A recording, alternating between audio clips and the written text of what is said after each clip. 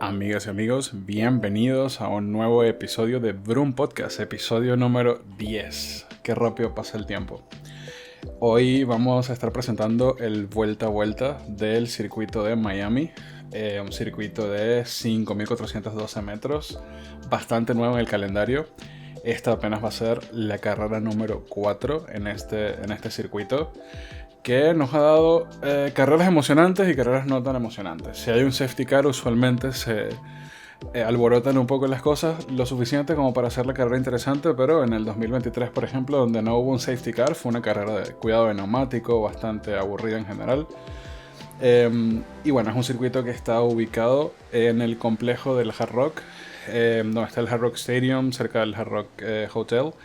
Y está ubicado en Miami, lo cual implica que hay temperaturas altas, y vamos a ver durante este fin de semana el tema de cuidado de neumáticos y temperaturas como el principal interés de los equipos, sobre todo en el largo de la carrera, que va a ser como la clave, ¿no? El manejo de esas temperaturas de los neumáticos. Y para presentarnos ese vuelta a vuelta tenemos a nuestro piloto de pruebas, que ya por ahí lo estuvo llamando el doctor Helmut Marko, Martín Karp, para reemplazar a Yuki. Es secreto. Perdóname, Martín, perdóname. Ahora Horner no va a querer, fuiste. No, perdón. Sí, cuentan los rumores de que se juntaron a tomar café con mi viejo y bueno, habían empezado las conversaciones, pero nada seguro todavía con los muchachos de Red Bull. Bueno, a lo mejor es a Verstappen que vas a reemplazar, quién sabe, después hablamos de eso. Veremos, ojalá, quién pudiera. No, si hay algo que sé que no me da es reemplazar a Verstappen, te lo aseguro. Pues sí, creo que nadie ahorita lo puede reemplazar, pero bueno, vamos a empezar esa vuelta a vuelta, Martín. Ok, arrancamos con lo básico desde la largada, creo que vale mencionarlo, a ver si el cartel se corre un segundito, muchas gracias. Lo corta que es la distancia entre la largada y la curva 1. Creo que hay largadas más cortas, pero esta es una de las más cortas que tenemos. Así que podemos llegar a tener una curva 1 de vuelta 1 súper entretenida, mano. O sea, creo que hemos tenido incidentes acá a lo largo de la historia. Sí, claro que sí. En las primeras... Siempre en la largada de Miami es muy interesante porque esa distancia es muy corta. Entonces siempre vamos a ver al segundo atacando a la persona que sale en pole. Y bueno, sí, hemos tenido... 2024, por ejemplo, Charles Leclerc salió de segundo y trató de atacar a Max Verstappen, tuvo una pésima largada, se mezclaron allí Checo, Sainz, Alonso en el 2023 con ese Super Aston Martin que hizo 4 de podios en las primeras 5 carreras también. Podios, sí. Impresionante. Una locura. Y bueno, sí, es por estar tan cerca de la línea de meta, esas largadas siempre son bastante interesantes. De hecho, quiero hacer la prueba antes de empezar el curva a curva de a ver si siquiera llegan a quinta acá en una largada normal los muchachos, ¿no? ¿Puedo? Permiso, creo que nunca hicimos esto. Vamos a ver qué onda. A ver qué onda.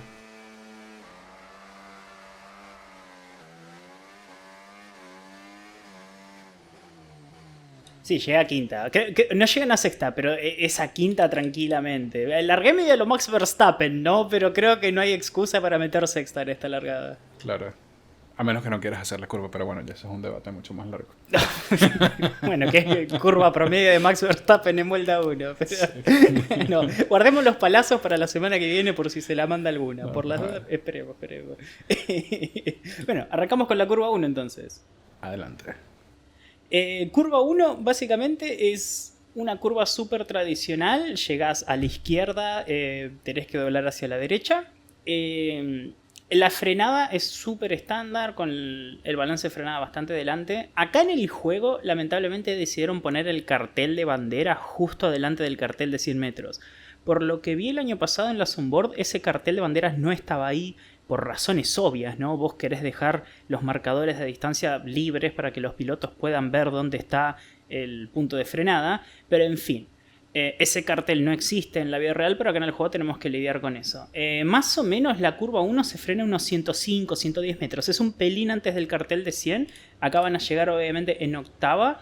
Van a clavar los frenos. Acá tenemos una situación muy parecida a la de Arabia, de que algunos pianos son pintura. Esto no es un piano real. Entonces el agarre que tenés en el asfalto y afuera del asfalto es bastante parecido. No hay mucha diferencia de agarre. Algunos pilotos prefieren igual frenar sobre el asfalto, por el simple hecho de que la pintura tiene menos agarre, objetivamente, ¿no? Si vos vas en la autopista y pisás la raya blanca, no sé, ponele, en mojado, vas a sentir de que la raya blanca de la autopista también tiene un poquito menos de agarre que el asfalto. Acá es lo mismo. En estos autos, en estos neumáticos que son sensibles, hay una diferencia de agarre. Entonces algunos pilotos prefieren frenar por adentro. He visto otros pilotos que sí frenan así, porque legalmente podés, siempre y cuando las dos ruedas de la derecha estén adentro, se pueden. Así que podemos llegar a ver, suponiendo que no cambien el piano, no creo que lo cambie, pase pintura, pero podemos saber, ¿no?, como frenadas más abiertas que otras. Pero la frenada es lo mismo, frenan a 110 metros, 105 metros más o menos, van a bajar a tercera. Y esta frenada en particular lo que tiene es de que la curva 1 sirve de preparación para la curva 2 y 3. No es que tenés que usar la curva 1 pensando en salir rápido de la curva 1, sino que tenés que ir pensando en cómo salís de la curva 3. Porque si preparás mal la curva 3 en la curva 1, te podés ir ancho y pasas muy fino de un muro que no podés esquivar. Entonces no te queda otra que levantar el pie del acelerador en un sector donde tenés que ir 100% a fondo para llegar a séptima antes de la otra curva. Entonces es esencial no pasarte de ancho en la salida de la curva 1. De hecho, cualquier adelantamiento que se hace en esta curva, el piloto lo debe hacer pensando inmediatamente en la curva siguiente, que es en la dirección contraria. Uh-huh. De hecho, hemos visto pilotos que logran pasar en la curva 1, pero a cambio sacrifican la salida de la 3 y antes de la 4 vuelven a perder la posición que acaban de ganar en la curva 1. Entonces es muy interesante eso, no solamente la curva 1 en sí, sino la preparación para la salida al siguiente sector. Entonces, es un vértice que querés llegar tarde. No querés ir como completamente directo, como si fueras Max Verstappen atacando a Piastri. No. Querés doblar bien tarde, bien redondito. Algunos pilotos usan el piano, pueden llegar a montarse en el piano, no es un piano tan alto y como es una curva lenta no te desestabiliza tanto, pero como siempre mencionamos, pianos internos, cuando vos querés acelerar temprano es más fácil evitarlos, así no saltan los neumáticos traseros y no perdés tracción, porque si rompes esa tracción podés perder una décima de segundo en empezar a acelerar, que muchas veces te puede costar mucho. Entonces, curva 1 no se hace entera, sino que tenéis rápido para la derecha. Hacen un short shift a cuarta, que es lo que hablábamos de meter el cambio antes de usar todas las revoluciones. Tipo, el motor va a estar por acá y ya metes la cuarta súper temprano para tener la mayor tracción posible en cuarta. Y acá si ya más o menos querés, si hiciste bien la curva 1, empezar a acelerar a fondo para la curva 2. Este piano es tocable porque todavía no es tan dependiente de la carga aerodinámica, pero muchas veces los autos vienen todavía desbalanceados intentando agarrar tracción. He escuchado neumáticos traseros patinar acá en cuarta, así que si venís todavía lidiando con tracción no querés tocar el piano, pero si ya tenés tracción podés atacarlo. Y acá viene la curva 3, que es donde yo les decía de que esta curva es la que tenés que llegar sí o sí sabiendo que podés salir a fondo, porque es una curva súper larga la 3. Fíjense de que acá hay marcas porque acá sí podés atacar con el piano si es necesario. El problema es de que si venís con problemas de tracción y tocas el piano muchas veces te escupe para afuera. Entonces, si hiciste muy ancha la curva 1 y agarraste mal el piano interno de la 3, lo que va a pasar es que en el afán de venir a fondo, acá el auto va a hacer esto, se te va a venir ancho y no vas a poder hacer nada para evitar este muro que está acá, más allá de levantar el acelerador. Y si levantás el acelerador y el de atrás hizo la curva bien, ¡pum!, te pasan. Que es lo que hablábamos justamente de que muchas veces pilotos que lograron hacer el sobrepaso de la 1 tienen que levantar acá en la 3 para no llevarse este muro que está pegado a la pista. Recordemos que este circuito es un semicallejero. Entonces terminan perdiendo la posición en esta mini recta que hay entre la 3 y la 4. Sí, porque en esa secuencia de curvas solamente la curva 1 es la que tiene un área de escape amplia, pero el resto de las curvas ya están al lado del muro. Sí. De hecho, ¿mencionaste ya algún incidente que hemos tenido acá? Porque justamente creo que acá terminó uno de los dos autos que tuvieron un incidente el año pasado, creo que fue. Sargent con...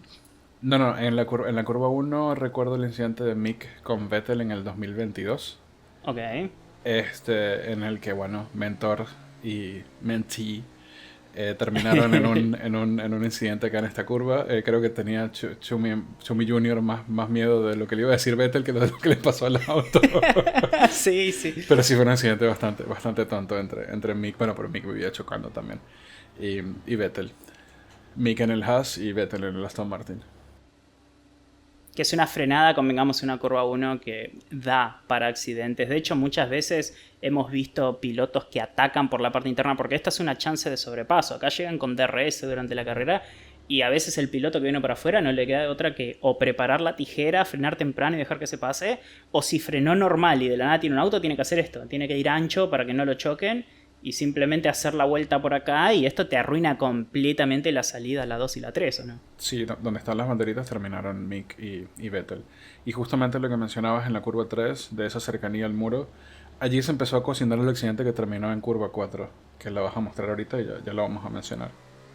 Dale, entonces hacemos la salida de la 3, como le digo, acá, bueno, suponiendo que aceleraste bien, algo que no mencioné, obviamente cuando estás en la transición de la 3, si lograste hacerlo completamente a fondo, lo que siempre hablamos, suavidad en el volante. Si ustedes ven que un piloto usa más de este volante, es porque probablemente está como exigiendo el auto, y eso en una carrera es peligroso porque puede llegar a sobrecalentar el delantero izquierdo. No es el neumático que más trabaja en esta vuelta, el neumático que más trabaja es el delantero derecho, pero los dos neumáticos delanteros sufren porque hay muchas frenadas muy bruscas. Entonces esta es la curva donde querés sí o sí gestionar el delantero izquierdo y querés ser súper suave con el volante, especialmente en carrera. En vuelta de clasificación importa también porque no querés sobrecalentar el neumático delantero en la primera curva de una vuelta donde hay 19 curvas, ¿no? Entonces es como, no querés gastarlo muy temprano, pero si tenés que hacerlo, lo haces. Así que es como lo interesante de la salida de la curva 3, incluso cuando se hace bien. Y acá vamos, bueno, de cara a la vuelta 4, ¿querés mostrar primero dónde fue el accidente o cómo fue el accidente, o explicamos la curva primero? Sí, bueno, en ese caso, en el 2024, hubo un accidente entre Magnussen y Sargent. Hay que decirlo, en esa carrera en particular, Magnussen tuvo varios incidentes que empezaron a generarle puntos en su licencia, que terminó por suspenderlo por allí, por un par de carreras.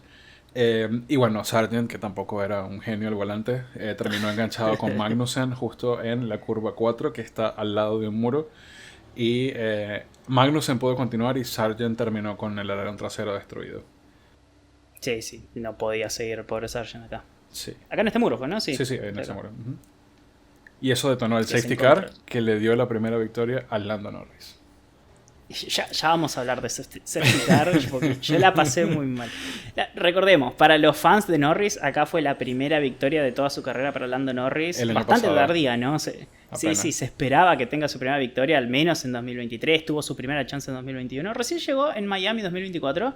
Merecida victoria, pero con un poquito de drama, ¿no? Por parte del safety car. Y de ayuda de la FIA también, ¿no? Y fue una... A ver, no fue tanto de la FIA, bueno, creo que fue... Mira, hagamos una cosa, terminemos la vuelta y después lo charlamos, si querés. Sí, porque da para hablar un rato. Sí. Curva 4. Llegamos acá en séptima. Nunca van a ver un auto tocar octava, así que siempre van a llegar en séptima. No queremos frenar. De hecho, esta curva, si solamente querés hacer la curva 4 y te da igual el resto del circuito, 100% se puede hacer a fondo. Aunque no lo crean. Esto que vamos a ver nosotros se puede hacer a fondo. ¿Cuál es el tema?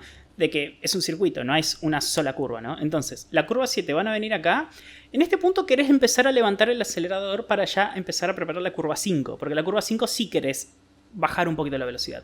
Pero técnicamente vos si querés podés hacer la curva 7 a fondo, tema que después la 6 la vas a hacer re ancha. Entonces, van a llegar acá, ya venís gestionando un poquito el acelerador, no lo vas a hacer completamente a fondo. Un besito, pero un besito en el cachete súper suave al freno, bajás a sexta y te tirás para la derecha. Y acá este piano es usado y abusado. Acá podemos llegar a ver pisos sacando chispas porque este piano se le pasa completamente por encima.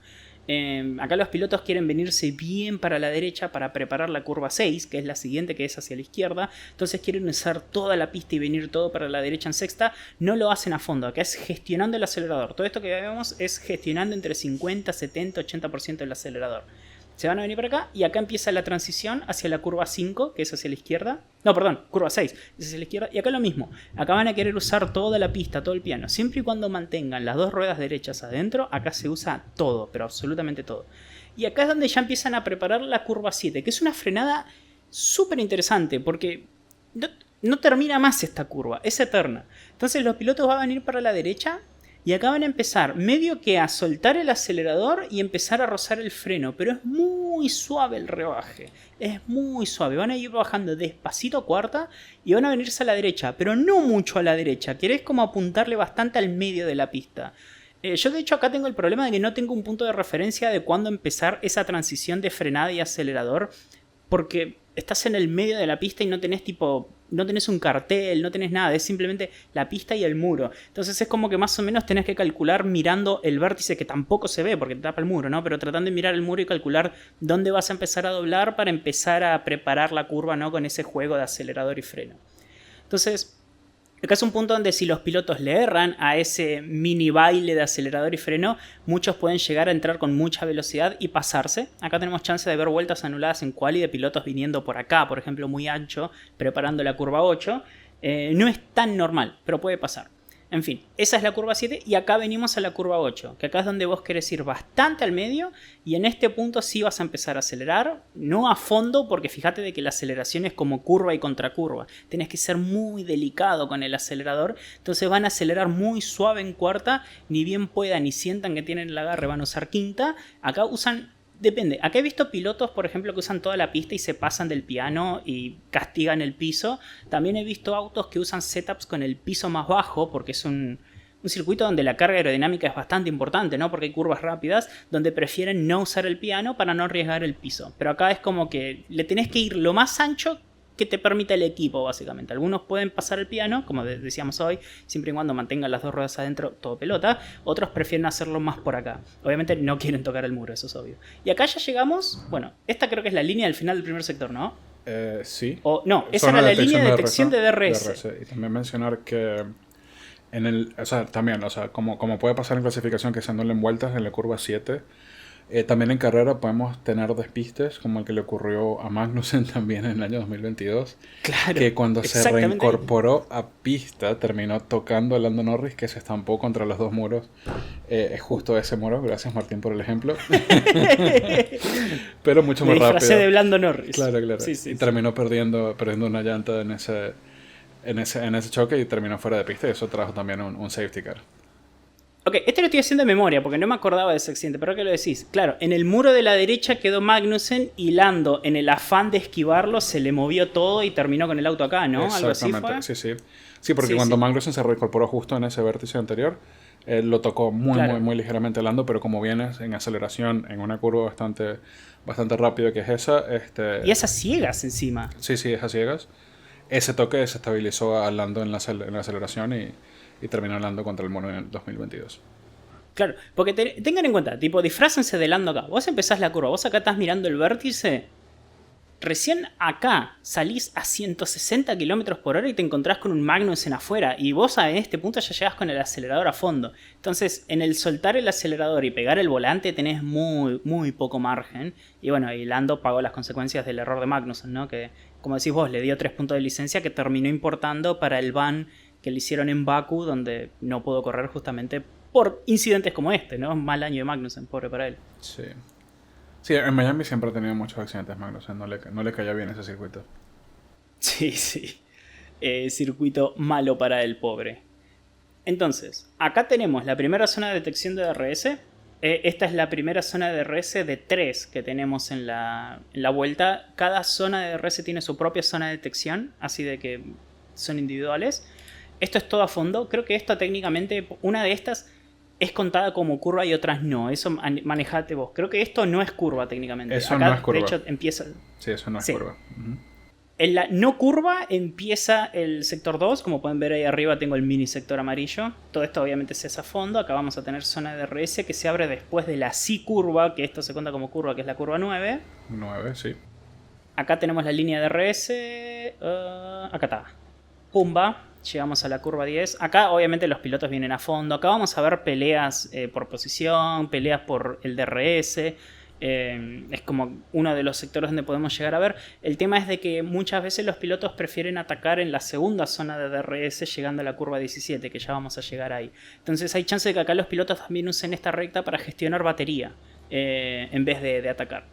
En fin, acá llegamos a la siguiente frenada, que es la curva 11, que más o menos el puente este de acá arriba es el que se usa como referencia.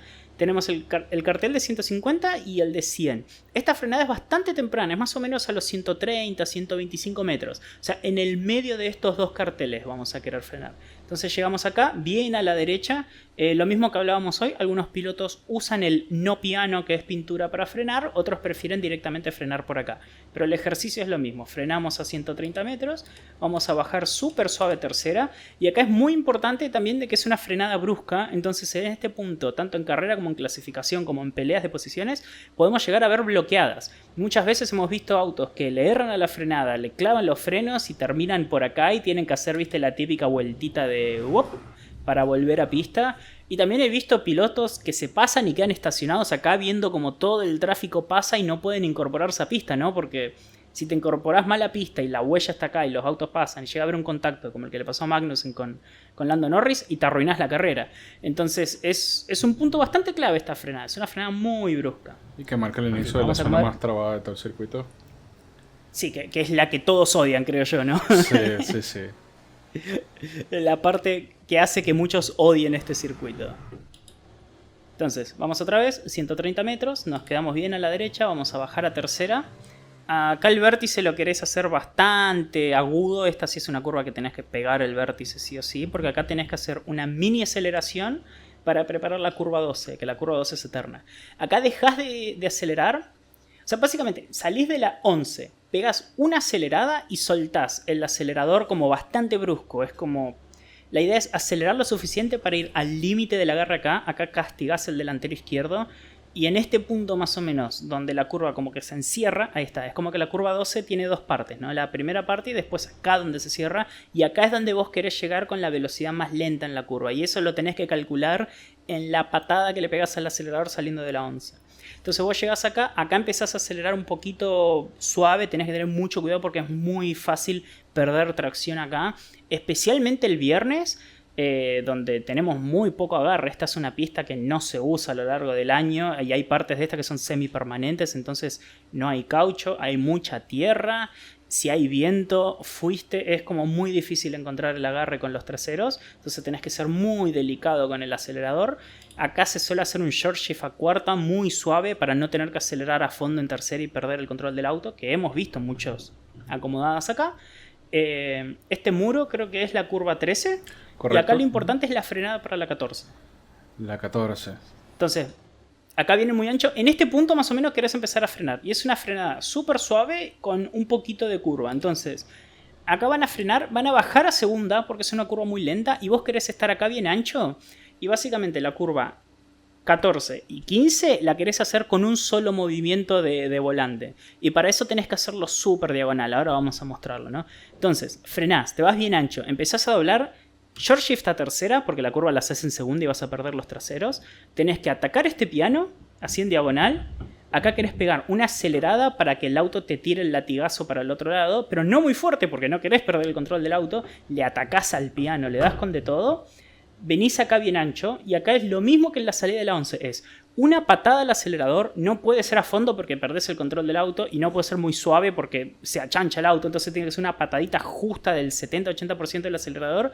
Te venís para la derecha, acá ya volvés a frenar, súper suave doblando hacia la izquierda y básicamente si hiciste todo bien, en este punto empezás a aplicar otra vez acelerador para salir hacia la recta donde vamos a tener todos los sobrepasos. Esta es la curva 16 por lo cierto. Entonces si hiciste todo bien, acá en este punto de la 16 vas a acelerar súper suave, vas a irte lo más ancho. Acá hemos visto roces con el muro, mira, ahí acabo de dar uno sin querer, cuarta, y ya salen completamente a fondo. Y esta línea que tenemos acá creo que funciona tanto de zona de detección de DRS como cambio de sector 2. Tiene doble función esa línea.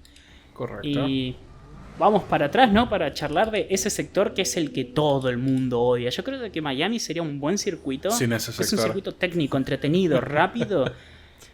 Pero este sector es una pesadilla. Creo que todo el mundo lo odia esto. Sí, la verdad es que eso, sobre todo porque es una pesadilla para la configuración del auto, porque esta es una zona que no tiene que ver con el resto del circuito. En cuanto a su estructura, sí. Entonces sí, no es fácil de tomar, no tienen ellos todas las herramientas que tienen para el cero, para poder hacer ese sector. Y aquí, ¿qué fue lo que hizo Max Verstappen? Martín, muéstranos. Vamos a mostrarlo, claro, porque ¿qué es lo que pasa si preparás mal la curva? Ponele, si de la tercera salís muy rápido, salís con problemas de control del auto y venís acá, ¿no? Que es en la curva 13 preparando para la 14. O si te pasás en la 14, porque a veces frenás y te vas ancho y no llegás a pegar el volantazo a tiempo y venís por acá. Y por ahí en el afán de decir no quiero perder la vuelta, en vez de clavar los frenos y arriesgarte a que te la pongan de atrás y tener que hacer todo este volantazo, simplemente los pilotos dicen, me voy, ¿no? Muchas veces la saltean completamente la curva, otras veces simplemente le erran el cálculo y terminan, ¡pum!, acá. Y se lo llevan a este muchachito que queda ahí. ¿Dónde está? Uy, mirá. Uy, no me lo llevo. Esperá, que quería mostrarles. Ok, tengo un...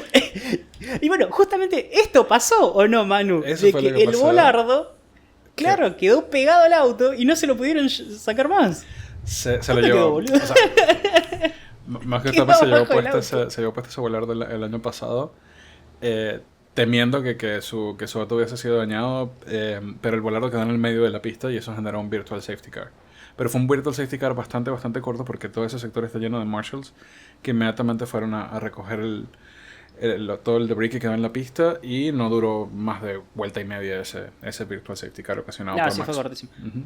De hecho, acá a la derecha vemos el muro donde están los Marshalls. Y si no me equivoco, el volardo quedó acá nomás, pegado a este muro de la derecha donde dice Qatar Airways, tipo en algún punto de acá. Entonces entraba un Marshall, un pique de 10 segundos y lo sacaba. Pero eso es lo curioso, ¿no? Que se llevó puesto el volardo y llegó hasta acá y acá quedó y veíamos muchos autos teniendo que esquivarlo en plena aceleración, como muy bizarro todo, ¿no? Y al no tener esa que es la referencia para poder ver el piano, porque recuerden que los pilotos van mucho más abajo de lo que está esta cámara, hubo quejas, por ejemplo, de Lewis Hamilton diciendo que no podía ver ahora el piano en lo absoluto porque su referencia para ver el piano de la curva 15 era justamente ese volardo que ya no existía más. De hecho, mira, hagamos una cosa. Hacemos el ejercicio que nunca hicimos de poner la cámara del piloto para que sean conscientes lo poco que se ve este sector. Claro, sí. A ver, vamos a hacerlo rápido. Pausa, vamos al modo cockpit. Y miren, este es el punto de vista del piloto. Y es más, tengan en cuenta que hay pilotos que son más bajitos donde es incluso más bajo. Tsunoda ve menos que esto, Tsunoda está más abajo. Hamilton tampoco es el piloto más alto del mundo. Entonces pueden llegar a venir más bajo que lo que vemos acá en el juego. Y fíjense, ¿no se ve? Si nosotros acá con suerte vemos la banana, ¿qué ve un piloto cuando viene a 100 km por hora en tercera con adrenalina, 4 puntos de fuerza G, siendo revoleado para la izquierda, para la derecha? No se ve nada. Este sector es complicadísimo. Y ahí no se ve nada el piano.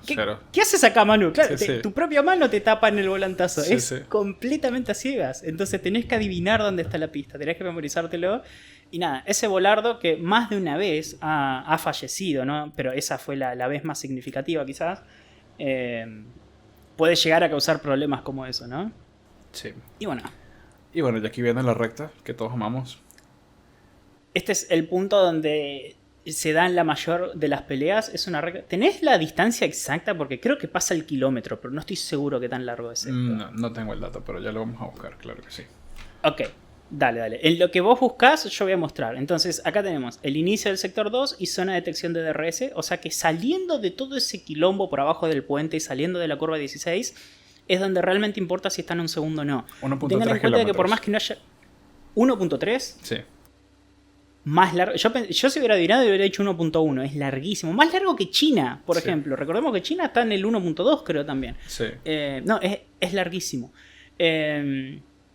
Entonces, nada, no hay tanto aire sucio en el último sector, pero es un sector tan trabado que es difícil de seguir porque perdés los puntos de referencia que tenés. Entonces, como que tenés que adivinar lo que hace el piloto adelante y muchas veces perdés 1 o 2 décimas en el quilombo de curva 13, 14, 15, 16. Entonces, este es el punto donde importa estar a un segundo, en esa raya. Esto es obviamente todo completamente a fondo. Acá lo único a tener en cuenta en esta zona del puente es de que el muro se viene como un poquito hacia el medio de la pista. Fíjense, los pilotos no pueden venir completamente acá porque la pista como que se está yendo suavemente hacia la izquierda. Entonces los pilotos al principio van a venir por el medio y después se van a ir más para la derecha para preparar la frenada, suponiendo que vienen solos, ¿no? Si vienen atacando, defendiendo, van a usar toda la pista para intentar generar la maniobra de defensa o de ataque.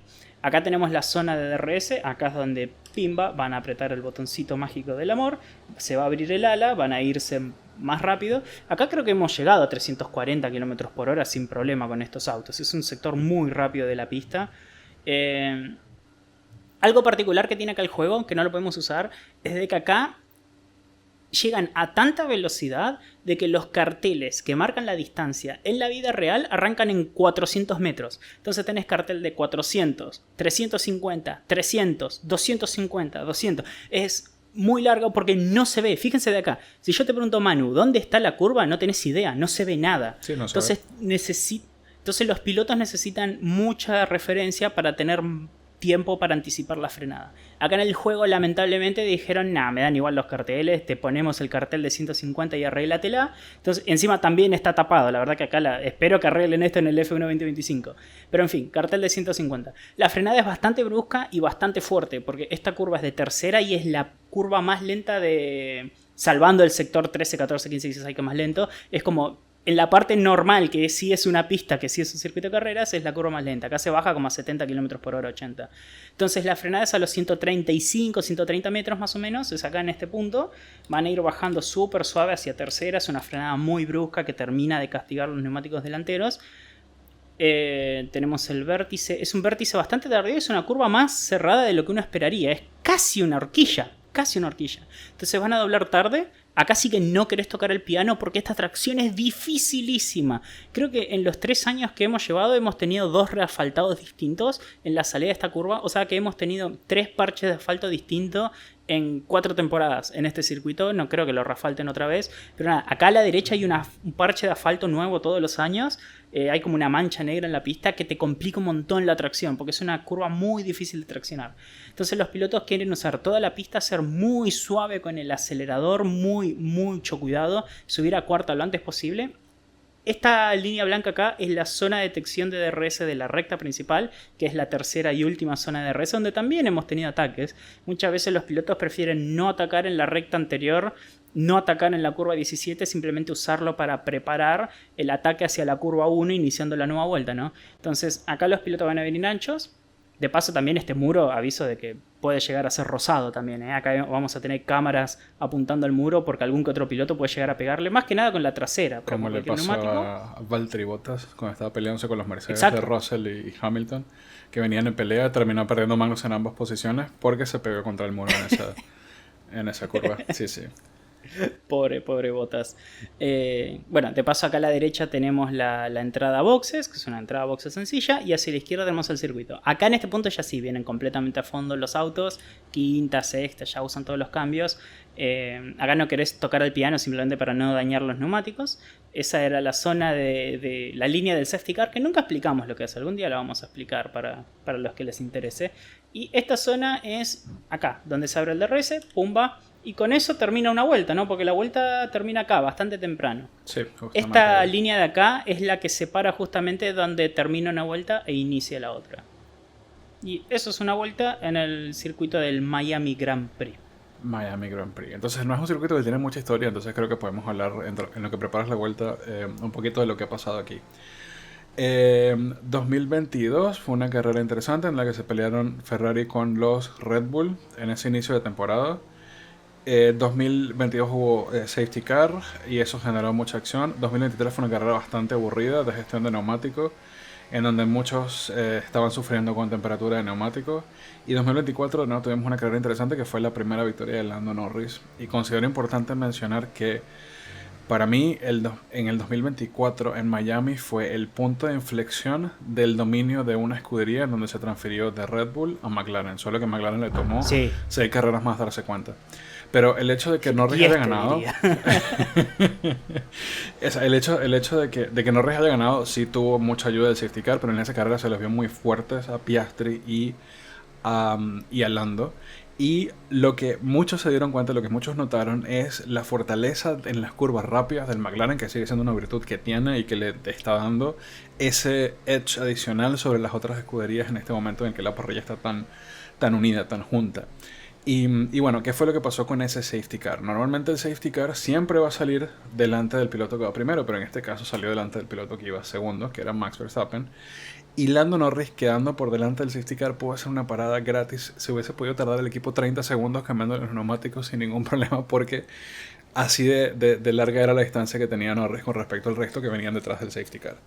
Luego, producto de ese error, el safety car tuvo que frenarse en un momento de la pista y dejar que todos los autos lo adelantaran para poder reordenar el orden de la grilla. Finalmente fue una merecida victoria de Norris, que ya la venía mereciendo desde hacía bastante rato. Pero sí, para mí el Gran Premio de Miami el año pasado fue el punto de inflexión en el cual Red Bull llegó siendo el auto dominante y se fue a una serie de tragedias que ocurrieron una tras otra en los siguientes grandes premios, en los que Max agradeció mucho esa ventaja que construyó en ese inicio del 2024, que parecía que iba a ser otra temporada de dominio absoluto de Red Bull como lo fue el 2023. Sí, sí. Básicamente McLaren cayó a Miami el año pasado con un paquete de mejoras similar al que Ferrari trajo en China, ¿no? Que involucraba piso, un poquito más agresivo con alerón trasero. Era como un paquete general, era como la segunda versión del auto del año. Y creo que hasta ellos mismos se sorprendieron de lo fuerte que fue el paquete. Como decís vos, todo el mundo lo vimos y fue como, ok, McLaren tiene un auto competitivo, y llegó la siguiente carrera y volvieron a ser fuertes y fue como, ok, McLaren es el auto a vencer ahora. El tema es de que McLaren le tomó hasta Singapur más o menos darse cuenta, ¿no? Pero a partir de ese punto McLaren era el auto a vencer en la temporada. Y sí, también empezó, como decís vos, un gran campeonato que tuvo Verstappen, lo que era gestión de no perder puntos contra los líderes o los que lo venían persiguiendo, ¿no? Que eran Lando Norris en el Mundial de Pilotos.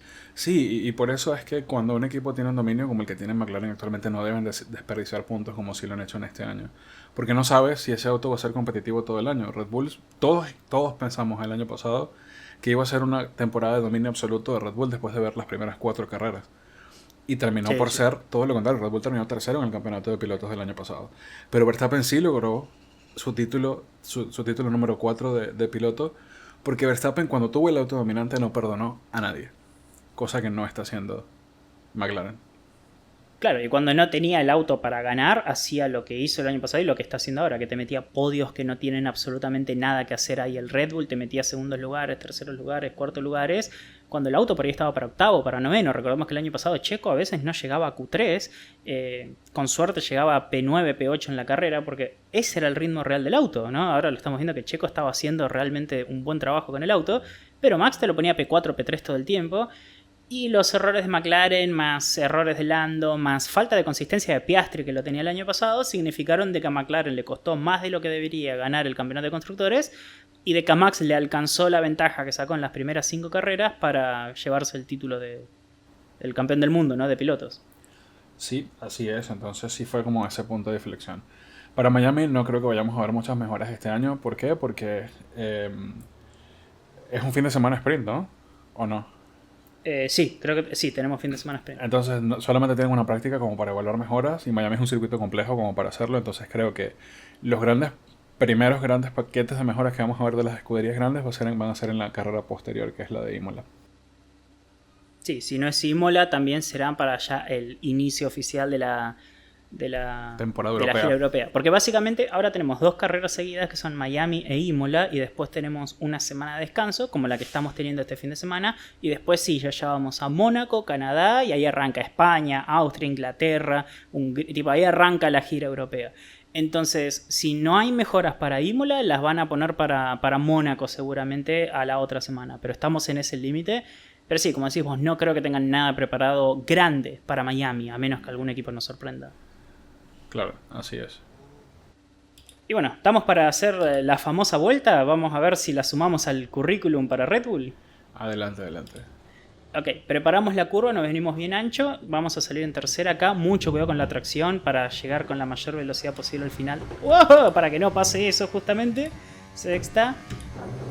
DRS. Arrancamos una vuelta de Miami. Frenamos a 110 metros más o menos. Bajamos a tercera, bien adentro, no usamos toda la pista, temprana la cuarta, fondo lo antes posible para hacer esta curva, usamos toda la pista. Buen primer sector, estoy en verde, ojo. Acá vamos a levantar un poquito el acelerador, freno sexta, usamos toda la pista, muy suave con el acelerador para no irnos anchos en esta, y acá empezamos el baile del freno para bajar a cuarta, lo hice muy brusco. Mucho cuidado con el acelerador para no darle al muro. Es muy difícil hacer esa curva blanda. Acá vamos todo completamente a fondo. Empezamos el segundo sector. DRS, octava. Acá vamos a llegar a 330 y pico kilómetros por hora. Acá vamos a frenar a 130 metros bastante temprano. vamos a bajar a tercera, nos aseguramos de pegar sí o sí el vértice, la patada de acelerador, soltamos, dejamos que el auto vaya, volvemos a acelerar cuarta, frenamos temprano, segunda, diagonal, ahí le erré, ahí casi me hubiera llevado el volardo si era Verstappen, patada del acelerador, doblamos temprano, apuntamos al muro pero sin tocarlo. Esa era para la típica repetición de la camarita, ¿viste? Al borde del muro. Donde medían la distancia del muro en centímetros, sí. Me encantaría tener 13 centímetros, pone. O como diría Lando Norris, 6 inches, 130.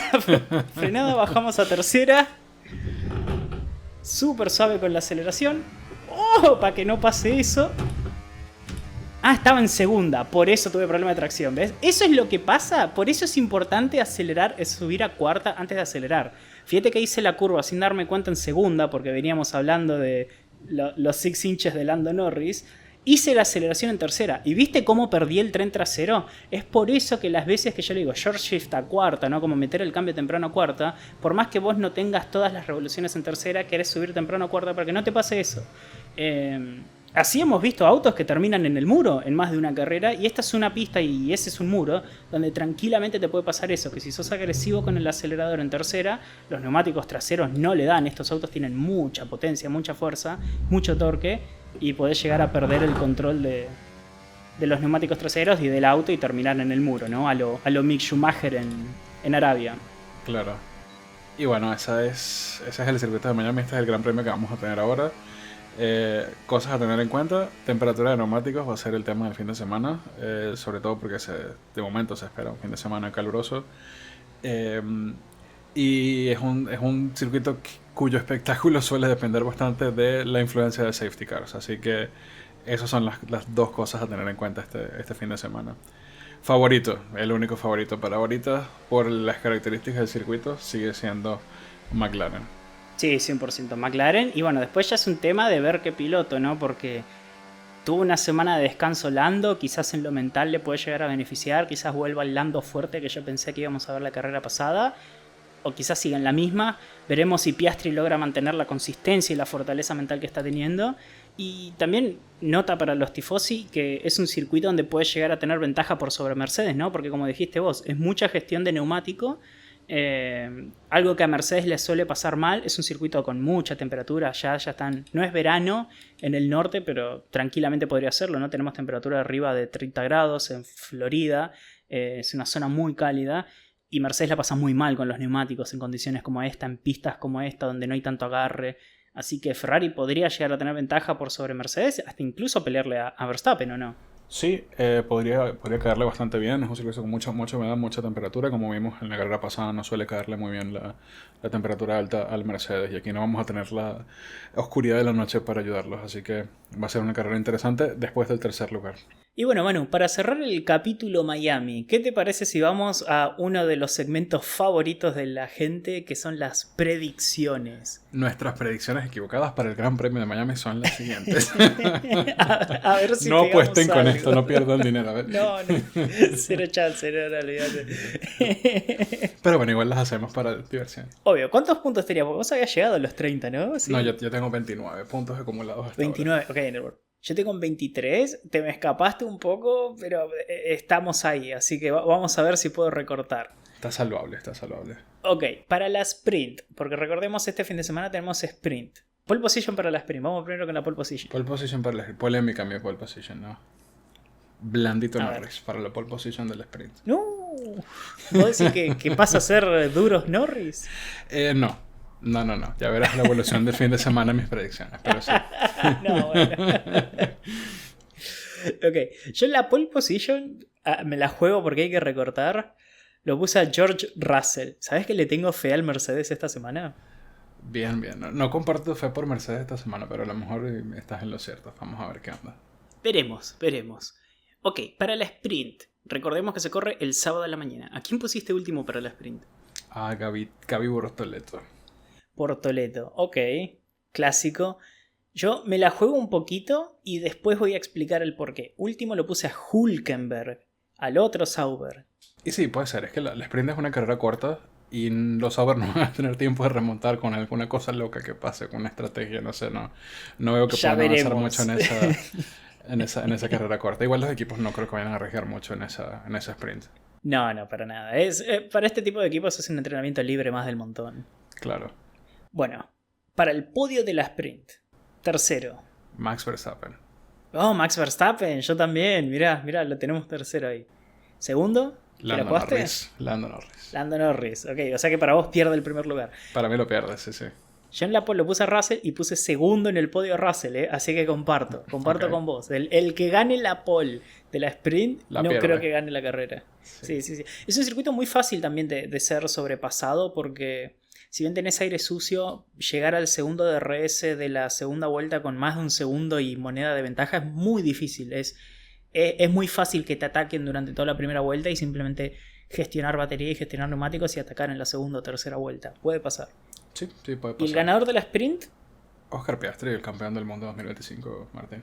Bueno, coincido, sí, Piastri viene de atrás y se lleva los 8 puntos merecidos de la sprint. Tampoco fue el tengo a Mercedes para este fin de semana que lancé una predicción loca, de nuevo, una predicción loca es loca, y puse que un Williams va a quedar delante de los Mercedes. No lo... ¿Vos decís? ¿Algo delante de Antonelli? O no sé, o Sainz, porque ya Sainz está despertando. Pero bueno, un Williams, no le di nombre. Delante de Mercedes. Ok, perfecto. Bueno, viste que yo lo puse último a Hülkenberg en la sprint. Sí. Bueno, para mí va de la mano con la predicción loca. La predicción loca que tengo para la sprint es que alguien hace un, comillas, undercut, comillas. Para mí, alguno de los equipos de atrás va a tener problemas con degradación de los neumáticos. Tipo, van a largar con los medios probablemente en la sprint y va a haber degradación porque es una pista muy complicada para los neumáticos y alguien va a hacer una parada sin que haya safety car por las dudas para tratar de hacer un undercut en caso de que haya un safety car y tratar de ganar alguna posición loca. Tipo, alguien va a parar en la vuelta 12 y poner un blando. Me la juego. Esa es mi predicción loca. Está loca la predicción, pero bueno, sí, vamos a ver qué. Y bueno, normalmente los equipos tratan de no parar en la sprint. A menos que sea es que no se paran las sprint. Sí. Exacto. Bueno, entonces por eso yo lo pensé, a ver, ¿qué equipo podría intentar esta locura? Y dije, Sauber, ¿por qué no con Hülkenberg? O sea, ya lo tienen todo perdido, ¿por qué no perder más? Exacto.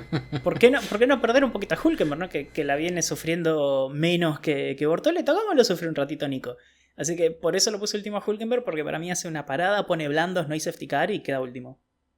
Ok, ahora vamos con la gorda, vamos con la carrera, los puntos, el gran gruesos, el campeonato. ¿A quién lo tienes en la pole position para la carrera? Acá sí, pole position, Oscar Piastri. Yo creo de que el domingo va a llegar preparado, a punto. El sábado, mejor dicho. El sábado va a llegar preparado, a punto, va a tener una buena sprint y una mejor clasificación. Oscar Piastri también lo tengo en la pole position. Bien. De último. Campeón del mundo. De último yo tengo a Jack Doohan. ¿A quién tienes de último? Bortoleto, yo acá sí me la jugué. Porque el Sauber no tiene ritmo. Es un auto que la va a pasar mal porque es un auto nervioso, se mueve mucho, no tiene velocidad en curvas rápidas, las curvas lentas le cuesta la tracción. Y ya vemos la cantidad de curvas donde tenés que ser muy cuidadoso con la tracción. La va a pasar muy mal el Sauber y lamentablemente Bortoleto está ahí. Soñé que había un Alpine contra el muro y no sé por qué no creo que sea el de Gasly. Creo que ya Gasly tuvo el choque que va a tener este año. Entonces, sí, Gasly gastó el choque. Gastó su choque por 3 años. Así que hasta 2027 no se la vuelve a poner. No logró chocar. Ok, exacto. Carrera.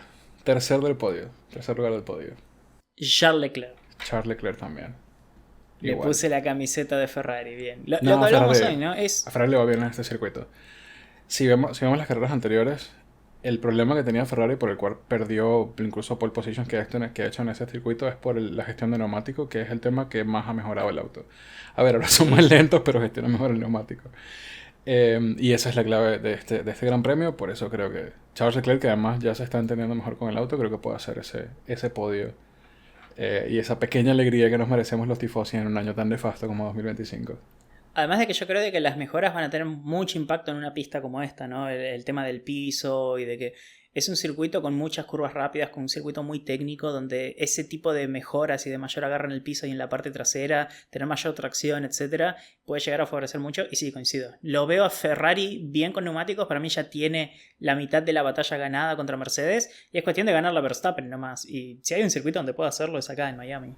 Sí, sobre todo que de todos los pilotos de la parrilla, yo diría que aparte de Piastri, que lo demostró en Saudi Arabia, el único que se le planta a Verstappen en este tipo de circuitos es Charles. Entonces, veamos qué tal. Sí. Cero respeto, cero miedo. Segundo, Segundo, lo tengo a Oscar Piastri. Yo segundo tengo a Lando Norris.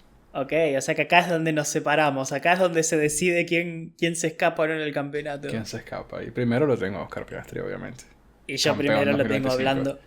Perdón, primero lo tengo a medios Norris. No sé si va a ser duro. Alguna macana se va a mandar, pero para mí va a ser medios Norris. No creo que sea blando esta semana. Y bueno, tuvo hablando una de semana de eso, descanso. o sea, hablando de esa parte que tuvo una semana de descanso, creo que defendiendo tu argumento, creo que Lando Norris podría aquí volver a sentir las sensaciones que tuvo el año pasado después de su primera victoria. Creo que es un circuito que podría traerle bastante buena vibra y un poquito más de estabilidad mental, que es lo que está necesitando, porque, de nuevo, Lando Norris no es lento, Lando Norris es rápido, incluso teóricamente es más rápido que Piastri, solo el tema mental es lo que lo afecta, y si logra trabajar esto, pudiese ser el circuito donde se recupera. Pero yo me voy por lo seguro y lo que he visto, no lo que puedo ver, y por eso me voy por Piastri. No, yo me la juego. Yo la confianza que le tenía en la carrera pasada la quiero seguir teniendo. Es un poquito más de deseo, ¿no? No es tan objetivo. Pero objetivamente, como dijiste vos, Lando es un piloto rápido, no es un piloto lento. Tiene que meter la vuelta, tiene que tener una buena clasificación, que espero que la tenga. Que no se vea perjudicado por ningún safety car o ninguna bandera roja rara, que puede llegar a verlas. Espero que no. O bueno, espero que sí desde el punto de vista de entretenimiento, ¿no? Porque está bueno que haya una bandera roja y de que, no sé, que alguien que estaba parando después sea beneficiado. Tipo, está bueno. Pero si no pasa nada, yo me lo imagino a Lando teniendo un buen domingo. Y bueno, predicción loca para la carrera. Para mí, Hamilton termina por delante de los dos Mercedes. Así de fe le tengo a Ferrari. Qué buena fe, no le tengo tanta fe a Hamilton si a Leclerc. Pero no, bueno, yo sí. confío en todo el equipo tifosi. Vamos todos los cabalinos para adelante. Y para mí la predicción loca es que Gasly va a quedar por delante de ambos Williams. Esa es muy jugada, ¿eh? Sí, está muy jugado, pero a Gasly últimamente ha estado mostrando cosas en ese Alpine que yo creo que Briatore disfrazó el motor Renault el motor Mercedes de Renault y ya se robó el motor del año que viene porque está raro ese rendimiento que hemos visto en Alpine en los últimos 2 fines de semana. Sí, es verdad, no están teniendo tantos problemas de velocidad punta como hace 2 años quizás. O el año pasado, ¿no? Que arrancaron horrible. Horarios para este fin de semana. En México, viernes, tenemos Fórmula 1 Academy, 8 de la mañana, práctica 1 y la única práctica de la Fórmula 1 a las 10:30 de la mañana. Luego tenemos práctica 2 de la F1 Academy a las 1:20 de la tarde y la Sprint Qualifying a las 2:30 de la tarde, hora de México. En Argentina. Acá nosotros, la Fórmula 1 arranca a la 1:30 de los entrenamientos libres, 1:30 de la tarde, y tenemos la clasificación de la Sprint a las 5:30 de la tarde. Es en el límite de comodidad, ¿no? Es porque como muchos ya volvieron a casa y hay muchos que todavía te agarran en el tren, en el colectivo a las 5:30 y fuiste. Pero bueno, 5:30 de la tarde. Y la Academy, como dijiste vos, que vuelven las chicas a correr, a las 11 de la mañana los libres 1 y a las 4:20 de la tarde los libres 2, una horita antes que la clasificación de la sprint, si están a mano y quieren verlo ahí, tenerlo de fondo. Sábado tenemos la clasificación de la Fórmula 1 Academy a las 8:25 de la mañana, 8:30. Luego tenemos la sprint de la Fórmula 1 a las 10 de la mañana. Y tenemos la carrera 1 de la F1 Academy a la 1 de la tarde. Finalmente concluimos con Fórmula 1 y tenemos la clasificación para el Gran Premio a las 2 de la tarde, hora de México. Acá en Argentina arranca bastante tempranito la jornada del sábado, 11:30 de la mañana la clasificación de la Fórmula 1 Academy. Después a la 1 de la tarde, ideal para acompañar el almuerzo, tenemos la sprint de la Fórmula 1. 4 de la tarde para bajar ahí con el postrecito o los primeros mates de la tarde la carrera de la Fórmula 1 Academy, la primera, recordemos que son 2, la otra es el domingo, y a las 5 de la tarde para cerrar la jornada la clasificación para el Gran Premio de Miami. Y cerramos el domingo con la carrera 2 de la Fórmula Academy a las 11:05 de la mañana y el domingo tenemos la carrera, el plato fuerte del fin de semana a las 2 de la tarde en México. Para nosotros la carrera 2 de la Fórmula 1 Academy es a las 2 de la tarde y a las 5 de la tarde, a la misma hora que la clasificación del sábado, el domingo tenemos el Gran Premio de Miami. Una carrera que probablemente va a ser de gestión, ¿no? ¿Una parada esperamos? Probablemente una parada, a menos que ocurran eventualidades producto de safety car, accidentes, etc. Y va a ser una carrera eso, de gestionar el neumático y va a depender mucho de la temperatura que tengamos ese día. Sí, que habría que ver, ¿no? Quizás puede llegar a haber alguna que otra nube. Creo que no hay pronóstico de lluvia, ¿no? No he revisado, pero creo que no. Si no, tengo que poner más Verstappen de primero, entonces mejor no revisamos. Mejor no revisamos. Pero bueno, en general, esta época del año todavía no es la época en la que arrancan las lluvias fuertes, usualmente en Florida, sino más o menos más cerca del fin de mayo, inicios de junio. En teoría debería ser un gran premio en seco, pero bueno, ya veremos. Ya veremos eso. Ahora en este momento, faltando una semana, nos está tirando el informe meteorológico de que puede llegar a llover el domingo en la segunda mitad de la tarde, pero falta un montón, ¿viste cómo es el clima? Muchas veces le erran a este tipo de pronósticos, así que tomarlo con pinza. Que quede constancia de que dijimos que si llueve, todo cambia. No, pero las predicciones ya está. No jugamos con las predicciones con las que son, Manu. No se vale meter a Verstappen ahí, ya está, fuiste. No tienes pruebas, no hay nada grabado. Y bueno, hablando de Verstappen, empezamos a hablar de lo que se viene hablando porque, ok, hagamos una cosa, marquemos el inicio oficial en Vroom Podcast de la temporada boluda. Comenzó la Silly Season, Manu. A ver, comentanos, ¿qué está pasando con Maximilian Verstappen?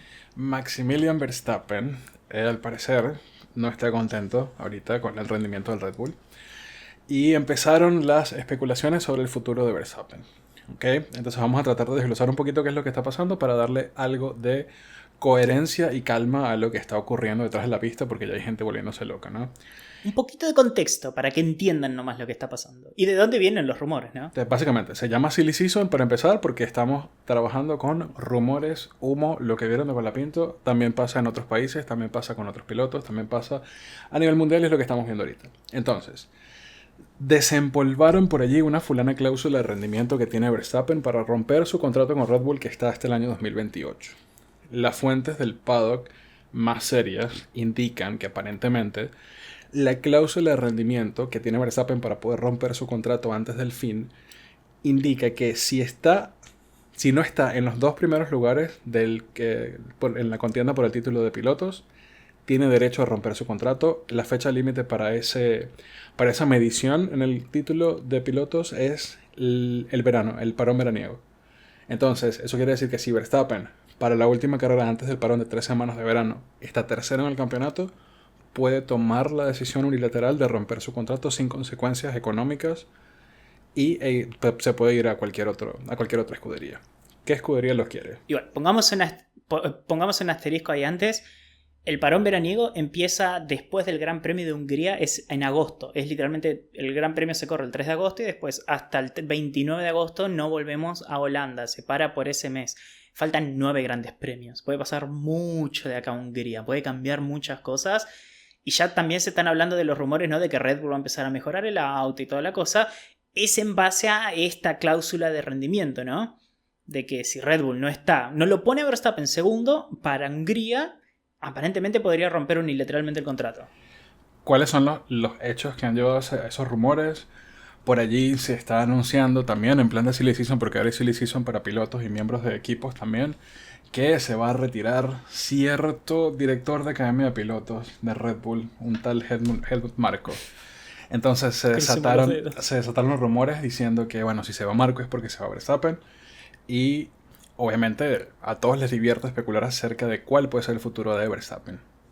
Primera, digamos, conjetura que están sacando los medios es que el asiento que pudiese querer Verstappen es el de Mercedes, y sabemos de primera mano, porque lo dijo Toto, que estuvo coqueteando con Max Verstappen el año pasado en ese mercado de pilotos para jalarlo a Mercedes. Entonces, la opción que pareciera ser o la que se está manejando es una especie de enroque entre Russell y Verstappen. ¿Qué es lo que pasa?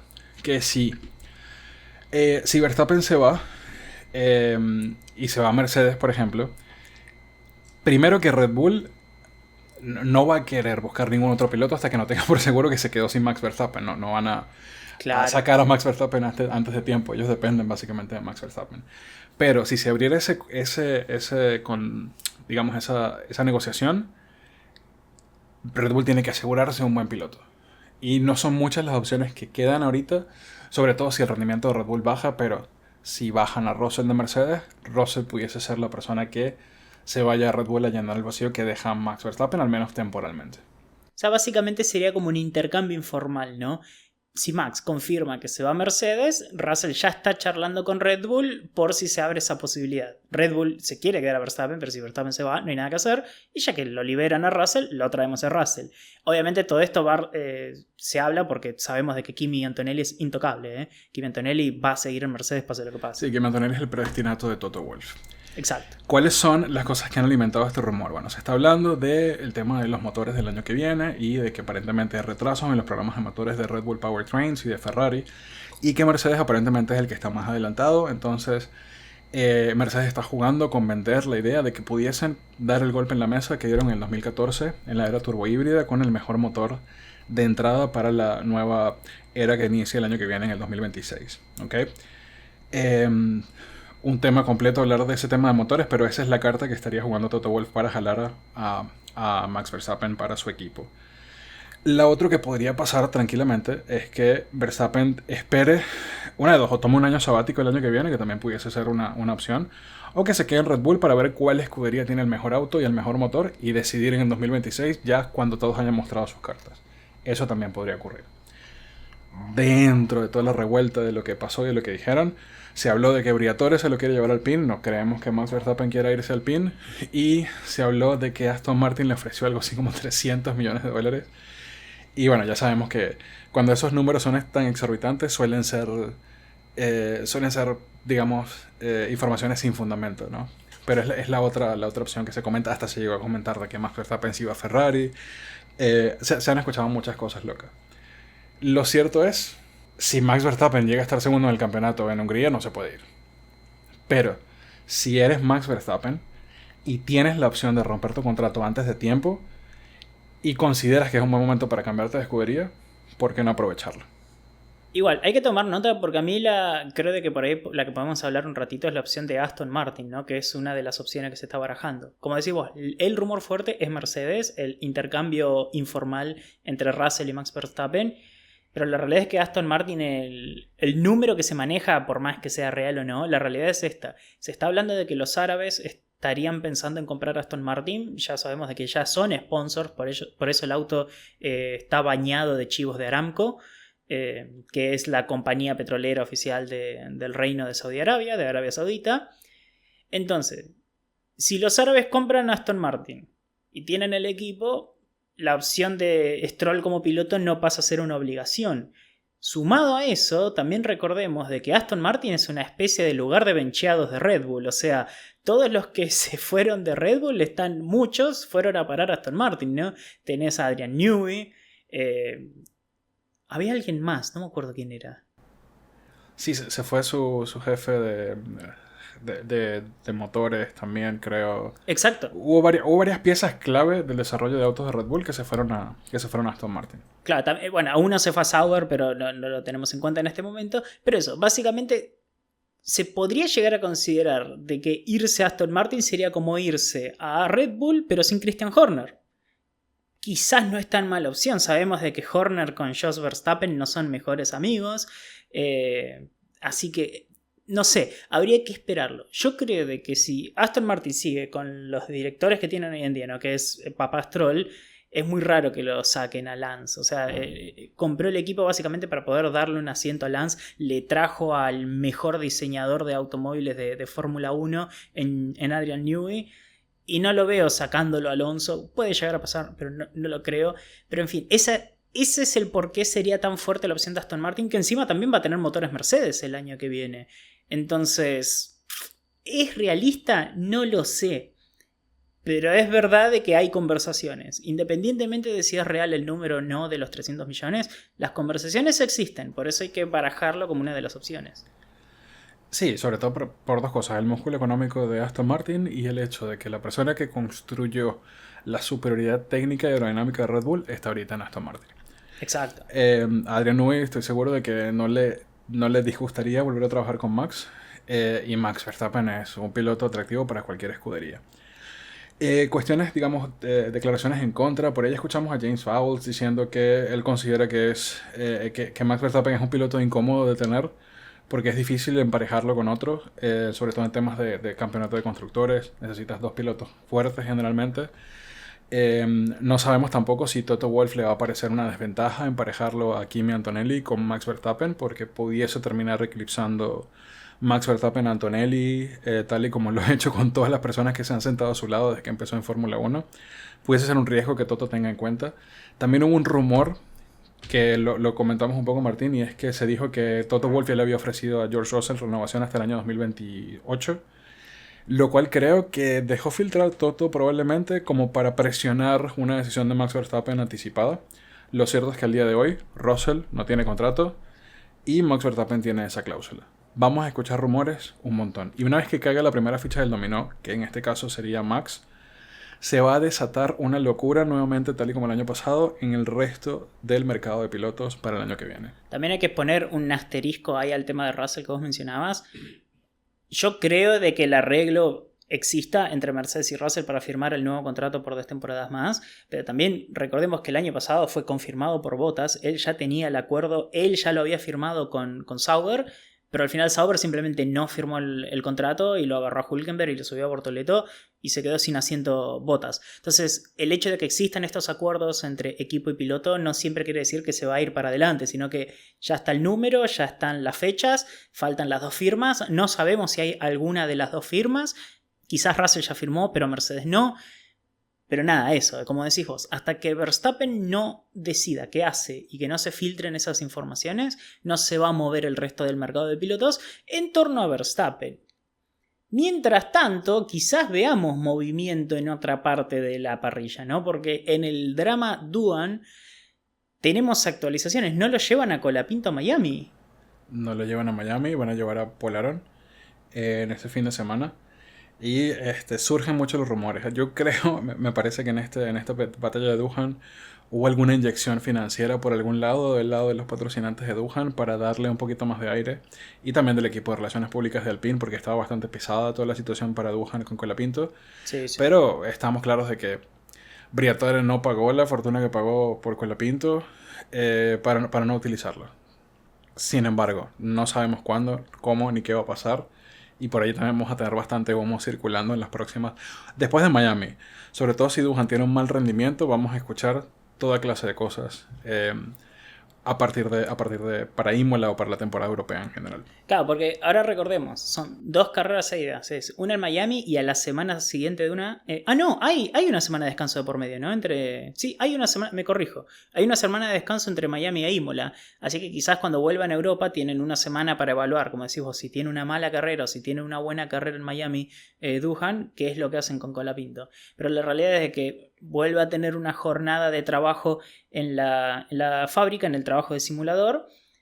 Y bueno, con respecto a los sponsors, yo creo que Briatore está siendo no muy directo, pero se nota la preferencia de Briatore por sobre Colapinto. Él, o sea, donde le dé un motivo real Doohan, completamente incuestionable para sacarlo, Briatore aprieta el botón y lo sube a Colapinto de una. Creo que ya está claro eso, ¿no? Por parte del jefe. El tema es de que el equipo lo está frenando, lo están agarrando ahí, lo están conteniendo para que no tome esa decisión y darle un par de carreras más a Doohan. Veremos si las capitaliza, si las aprovecha o no Jack Doohan, ¿no? Claro, y sabemos que Briatore no tiene corazón para tomar ese tipo de decisiones. ¿Qué es lo otro que va a influenciar muchísimo en toda esta situación de Verstappen y en los asientos en general? Y es el último tema del que vamos a hablar hoy, creo, y es un poquito de la guerra de desarrollo, que muy probablemente ya va a empezar ahorita en la temporada europea. No sé si leíste por ahí, Martín, que ya se anunció extraoficialmente la introducción del primer paquete grande de mejoras para Ferrari.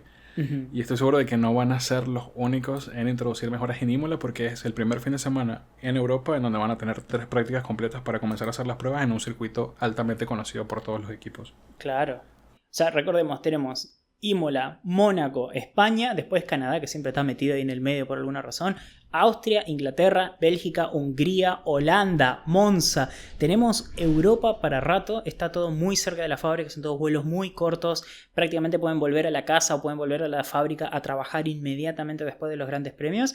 Entonces se viene la guerra de desarrollo. Ya sabemos de que Red Bull dijo de que se van a meter en la pelea, de que no van a abandonar 2025. Sabemos que Ferrari había hecho ya desde el principio que iban a atacar con las mejoras todo este año. Es cuestión de tiempo para que McLaren también aparezca con algún paquete, ¿no? Entonces se van a empezar a mover los lugares seguramente de dónde está parado cada equipo comparado con el resto. Y en este caso Red Bull depende bastante de qué mejoras pueden introducir en esa temporada europea para poder garantizar el mejor auto posible para su dupla de pilotos. Hay una cosa interesante que hay que mencionar y es que cualquier mejora que se introduzca en Imola en mayo no se acaba de planear. Las mejoras pueden durar hasta 4 meses en llegar a la pista.